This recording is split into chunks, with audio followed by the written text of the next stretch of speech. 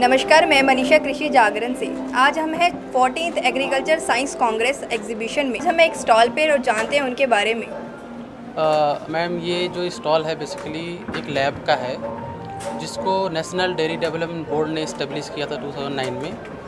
तो कि जो एक सिंगल फैसिलिटी होता है ना, single window facility testing available कराई जाए for milk and milk product, dairy industry को, एनिमल इंडस्ट्री को, एग्रीकल्चर इंडस्ट्री को। जैसे फॉर एग्जांपल जितने भी मिल्क एंड मिल्क प्रोडक्ट बनते हैं उसकी टेस्टिंग बहुत ज़रूरी है, बिकॉज उसको ह्यूमन कंज्यूम करता है। बहुत सारे उसमें जो होते हैं बीमारियाँ होती हैं, बैक्टीरियल काउंट्स होते हैं, बहुत सारी चीज़ें होते हैं। तो एक काफ जो लैब है वो सारे मिल्क एंड मिल्क प्रोडक्ट का विथ रेगुलेशन, EIC रेगुलेशन के हिसाब से, FSI रेगुलेशन के हिसाब से सारी टेस्टिंग करता है। साथ ही साथ जो एनिमल फीड है जो हम एनिमल को खिलाते हैं, उसके अंदर आजकल बहुत सारी कंपनियां हैं जो एनिमल फीड प्रोडक्शन करती हैं। तो उसकी एक मिनिमम गाइडलाइंस होती है कि नहीं, इतना चीज़, प्रोटीन इतना होना चाहिए, कैल्शियम इतना होना चाहिए। तो कुछ लोग उसमें प्लस माइनस भी करते होंगे या नहीं भी करते होंगे, तो उस फीड की क्वालिटी चेक करने के लिए भी हम जो है टेस्टिंग करते हैं। इसके बाद अगर आप देखेंगे तो हमारे पास एनिमल जेनेटिक्स भी है। एनिमल जेनेटिक्स मतलब जो एनिमल के अंदर जेनेटिक बीमारियाँ होती हैं जिसकी कोई रेमेडी नहीं है, जिसका कोई उपचार नहीं है, वो टेस्टिंग हम करते हैं, सो दैट कि जो एनिमल सीमेन प्रोडक्शन में जाएगा वो उस डिजीज़ से फ्री हो, सो दैट कि जो नया प्रोजेनी पैदा होगा या जो नया हर्ड पैदा होगा एनिमल का, वो इस टाइप के जो जेनेटिक डिसऑर्डर्स हैं उनमें ना हो। ठीक है। ऐसे ही हमारे पास जो है हम बहुत सारे कंटामिनेंट्स, ड्रग्स, रेसिड्यू एनालिसिस करते हैं केमिस्ट्री में। और आजकल आप देख रहे हो कि बहुत सारे ऑर्गेनिक फार्मिंग हो रहा है।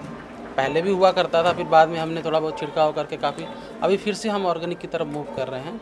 तो क्या है, लोगों को ट्रस्ट है कि नहीं वो ऑर्गेनिक है कि नहीं, तो पेस्टिसाइड टेस्टिंग बेसिकली करते हैं। तो हम जो है काफ में मोर देन 200 पेस्टिसाइड टेस्टिंग करते हैं, जो कि डायरेक्टली और इनडायरेक्टली, लाइक ICR का प्रोजेक्ट हमारे पास है, डायरेक्टली और इनडायरेक्टली हम फार्मर को सपोर्ट कर रहे हैं। NDDB का मेन थीम है फार्मर फर्स्ट। सो आज के कई सालों से पहले से डॉक्टर कुरियन साहब ने इसको इस्टेब्लिश किया था और तब से हम उस पर काम कर रहे हैं। बेसिकली जो श्वेत क्रांति, जिसको वाइट रेवोल्यूशन बोलते हैं, डॉक्टर कुरियन साहब ने देश में लाया था, और इसीलिए आज भी हम इंडिया जो है पूरे वर्ल्ड में मिल्क प्रोडक्शन में नंबर 1 पे है। इस बोर्ड का ये काम है कि जो आनंद पैटर्न है ऑल ओवर इंडिया में स्प्रेड करें। जैसे अगर आप दिल्ली की बात करें तो जो मदर डेयरी है वो दिल्ली का जो है कोऑपरेटिव है। ऐसे आप यूपी की बात करें तो पराग है, ऐसे आप जो है राजस्थान की बात करें तो सरस है।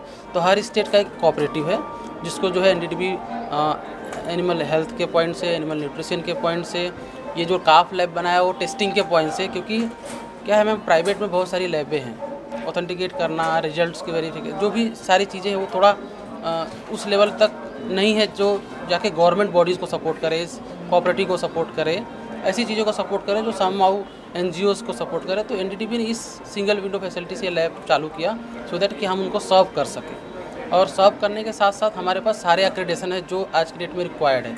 इवन देन हमारे पास EIC एक्रेडिटेशन है। अगर कोई प्रोडक्शन कंपनी जो है फॉरेन में कुछ भेजना चाहती है तो हमारे यहाँ टेस्ट करा के वो भेज सकती है। तो आज की जो भी बड़ी इंडस्ट्री है, डेयरी से एग्रीकल्चर, सारे लोग हमारे यहाँ टेस्ट कराते हैं। और बिकॉज NDDB की क्रेडिबिलिटी, वैल्यू जो उसका सिस्टम है बहुत स्ट्रॉन्ग है। और due to this reason first time in India honey board के सपोर्ट से हम एक लैब प्लान कर रहे हैं। अब मैंने इधर पोस्टर भी है, वर्ल्ड क्लास हनी सेटअप कर रहे हैं।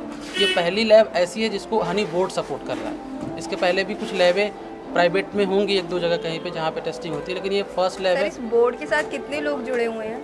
ये बोर्ड में बहुत बड़ा है, ये इसमें स्टेट का फेडरेशन भी जुड़ा है, काफ़ी बड़ा मैन पावर है। ये मोर देन 50 ईयर्स से वर्क कर रहा है जो है देश के फार्मर्स के लिए। और अगर आप जैसे आप बोल रहे थे कि कृषि दर्शन में कि फार्मर तक चीज़ें पहुंच नहीं पाती हैं, लेकिन आप जितने भी कोऑपरेटिव सिस्टम देखेंगे वो फार्मर से ही स्टार्ट हुआ है। मतलब लोग पहले सेंटर से करके नीचे तक जाते हैं, ये जो सिस्टम है नीचे से शुरू होकर ऊपर आया है। 4 फार्मर इकट्ठा होंगे, मिल्किंग कलेक्ट करेंगे, DCS को देंगे धीरे धीरे, और उन्हीं फार्मर में से ही जो ज़्यादा प्रोडक्शन दे रहा है या जिसका ज़्यादा शेयर, वही उसका लीडर बनेगा या वही इसका जो है स्वामी टाइप में बनेगा। मतलब जो कहते हो कि कोई भी आके ऐसा अमीर या कोई पॉलिटिकल आके उसमें नहीं इन्वॉल्व होता, तो उनके अंदर से ही उभर के लोग आगे जाते हैं। और उसका जो वीकली हो गया, मंथली पेमेंट होता है, साथ में उनको बोनस भी दिया जाता है। तो ये पूरा एक अच्छा पैटर्न बनाया है, खासतौर से डेयरी से। अब NDDB सोलर में भी आ रही है। First solar cooperative last year establish किया उन्होंने आनंद में, सो दैट कि फ्यूचर में अगर ऐसे ही मिल्क की तरह अगर सोलर कोऑपरेटिव भी बने तो देश के अंदर जो पावर का जो इशू है वो सॉल्व हो जाएगा। तो हमारे आप किसान दर्शकों को कुछ संदेश देना चाहेंगे? बेसिकली किसान, जहाँ तक मुझे पता है, कोऑपरेटिव से सारे किसान एनडीडीबी को जानते हैं मैम, अच्छी तरीके से जानते हैं। और रह गई इस लैब की बात, तो इस लैब के बारे में हम किसानों को थोड़ा सा बताना चाहेंगे। जैसे कि ये लैब एनडीडीबी ने इसीलिए बनाई है कि जो गुणवत्ता है, जो क्वालिटी है चीज़ों की related to feed, milk and all this thing, वो सब हमारे यहाँ से टेस्ट होके जाती है, तो वो अश्योर रहे कि नहीं जो भी चीज़ें है सही चल रही है। धन्यवाद।